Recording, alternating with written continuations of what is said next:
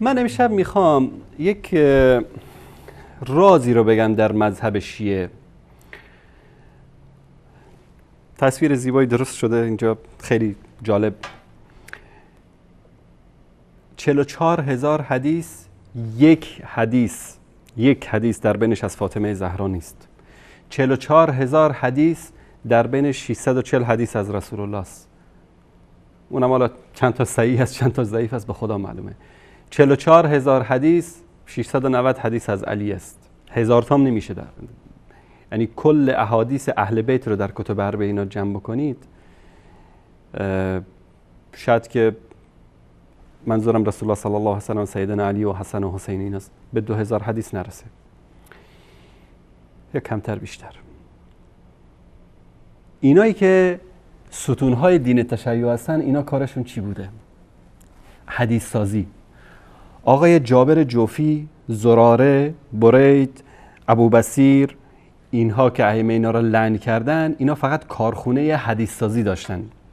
میرفتن تو خونه تق تق می نوشتن، فردا می آوردن که قال امام جعفر صادق. چون وضعیت سیاسی اون دوران طوری بود که به اصطلاح ائمه اهل بیت جز مخالفین نظام محسوب می شدن، یا اگر درگیری مستقیم نداشتن، چون همه علما اینطوری بودن. فکر نکنید فقط اهل بیت رسول الله اینطوری بوده. امام اعظم ابو حنیفه، امام شافعی، امام مالک، امام احمد بن حنبل، امام ابو یوسف، امام احمد، اکثر علمای اهل سنت، ابن تیمیه رحمه الله، همه اینا کسایی بودن که مخالفین حکومت ها بودن، نه به عنوان اینکه با حکومت ها درگیر باشن، یک مخالفت سیاسی بود. به خاطر منکراتی که میدیدن و امر معروف و نهی از منکر میکردن. هیچ حکومتی دوست نداره این چیزو. این مسائل از اینا بگذریم. امام ابو حنیفه در زندان به شهادت میرسه، ابن تیمیه رحمه الله در زندان به شهادت میرسه، امام احمد کتک میخوره، شکنجه میشه دست حاکم. اهل بیت همچنان در حزب مخالف بودن به اصطلاح، چون نمیتونستن. اون موقع تلویزیون و رادیو این چیزام نبود که بیان، صدا و سیمام در اختیارشون نبود که بیان تکذیب بکنن که والا زراره رو گوش نکنید و برید رو گوش نکنید و جابر جوفی اینو دروغگوان فلان. اینا هم دیگه کارخونه زده بودن، فقط حدیث میساختن و به ائمه اهل بیت نسبت میدادن. کسی هم پا از اینا نمیپرسید. بعدن این دایره الخرافات شیعه رو ساختن و بهار الانوار و کافی و مافی و شافی، اینا رو آوردن جمع کردن در این کتابا که امروز دین و دنیای برادران و خواهران عزیز شیعه ما رو تباه کرده. همین حدیث سازا، همین جعلکارا. یک نمونه از اینا رو من خدمت شما عزیزان نشون میدم. اون از زراره‌ای که ائمه لعنش کردن، این از جابر جوفی.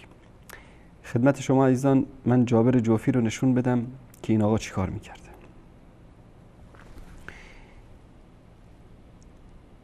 این کتاب، احمد جان اگر رو عکسش زوم بکنی، این کتاب از کتاب وسایل شیعه، جلد 30، صفحه 329، جابر ابن یزید جعفی، یکی از ستونهای دین تشیع. این آقا رویه انه روى 70,000 حدیث عن باقر علیه السلام.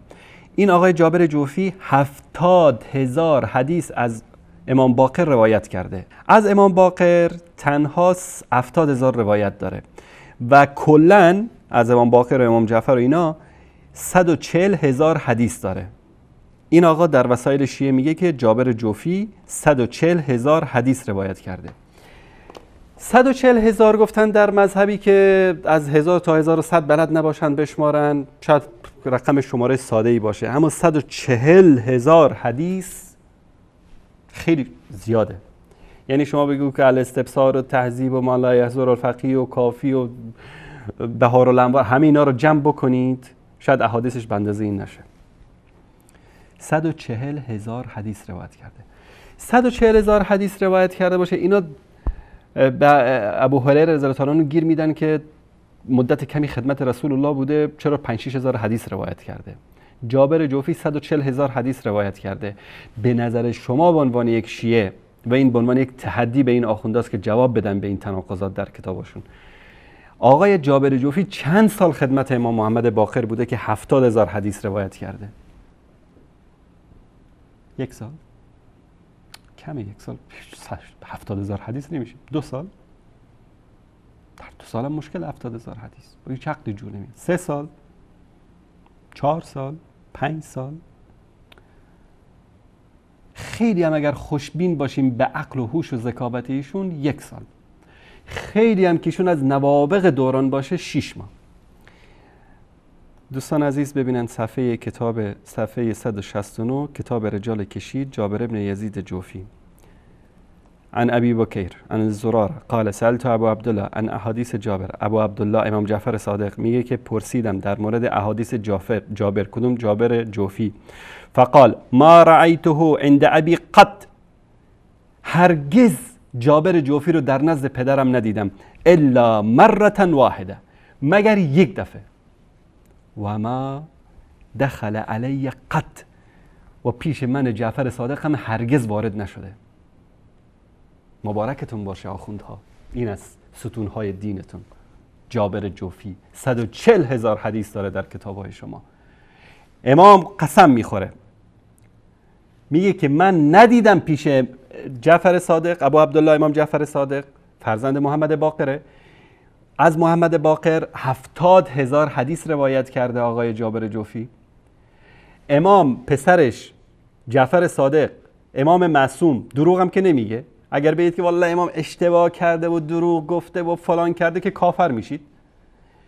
امام میگه که من در نزد پدرم ندیدم مگر 1 مرتبه. حالا تا این 1 مرتبه در بهترین حالتها ما میتونیم تصور بکنیم که این آقا یک مدخل USB داشته تو کلش جابر جوفی. امام هم یک هاردی داشته اونجا مای بوک، داخلش پر از حدیث بوده، این رو وصل کرده به مخ جابر جوفی. در 1 ثانیه همین احادیث، یا در 24 ساعتی که ایشون در خدمت امام بوده، 70,000 حدیث کاپی پست شده در مخ جابر جوفی. ایشون هم دیگه رفته اینا رو روایت کرده. هرچه روایتی کرده از جعفر صادق دروغه، چون که امام در اینجا میگه که ما دخل علی قط. الان این 2 تا کتاب شما کنار هم دیگه قرار بدید، بعد حقیقت مذهب شیعه اثناعشری براتون آشکار میشه. در وسایل شیعه میگه که جابر ابن یزید جوفی 140,000 حدیث روایت کرده، و در رجال کشی میگه که در نزد امام محمد باقر 1 مرتبه، 1 روز بوده، فقط مرة واحده 1 مرتبه بوده، و پیش امام جعفر صادق هم هرگز وارد نشده. قضاوت با شما عزیزان است. ببینید این است چرا فرار میکنه امثال رضایی و غیر رضایی از پاسخ به سوالات ما. این حقیقت مذهب شیعه اثناعشری است. بیدار بشید. به خدا فردا روز قیامت نه جابر جوفی به درتون میخوره، نه زراره ملعون و نه ابو بصیر ملعون، که ما لعنشون نکردیم. ما نگید که والا فلانی توهین میکنه، امام لعنشون کرده. لعن الله زراره، لعن الله بعد آقا چه خیلی آقا تقیه کردن، ترسوی بزدل. امروز علی خامنه‌ای تقیه نمیکنه، امروز مکارم شیرازی تقیه نمیکنه، امروز آیت الله قزوینی تقیه نمیکنه، امروز سلیمانی شما تقیه نمیکنه، خمینی ملعون تقیه نمیکرد. امام جعفر صادق فرزند رسول الله صلی الله علیه و سلم تقیه میکرد؟ منافق بود، دروغ بود؟ این از حقیقت دینی که اینا برای مردم دارن تبلیغ میکنن.